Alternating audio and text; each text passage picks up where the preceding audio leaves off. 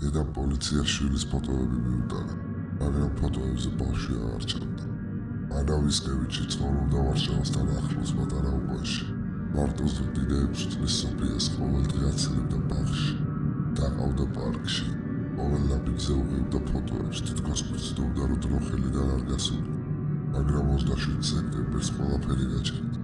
არა ბაღში სოფია მიიყვანა და როდესაც გამოყვანის დრო დადგა და მივიდა სოფიას წამოსაყვანად, მას უთხრელი, რომ სოფია დღეს ბაღში არ მოსულა.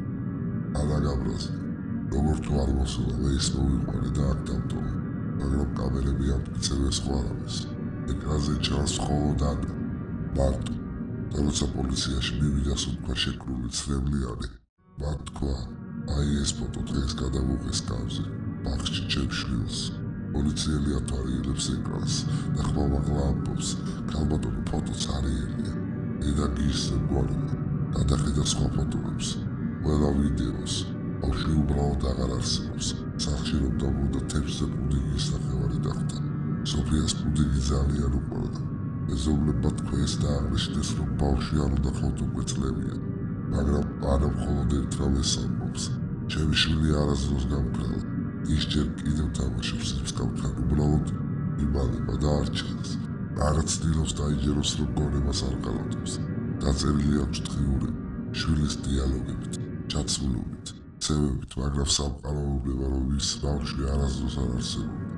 და მაინც გამე ისმის ხმა სახლში. პატარა ფეხების ხმაო. ანა იღვიძებს კარის ძირში სოფიას ნახატი ხვდება.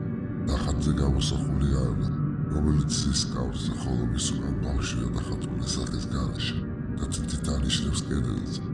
ანა მიდის კედელთან და იპოვის ძველი ჩამომყრიგილ ადგილს. გაკექავს კედელს, შიგნით პატარა ფურცელს იპოვის. ქაღალდზე ამოჭრილია სათაური ძველი გაზეთი. დედა და შვილი ავტოსაგზაო შემთხვევას ვერ გადაუჩნდნენ. მხოლოდ ქმარი გადარჩა. თარიღი 2020 წელი. ანა აშკარად კითხულობს საკუთარ სახელს და გვარს. უყურებს შვილის ფოტოს და დედა და შვილი დაუყურები არიან. მაგრამ არა ხომ ცოცხალია.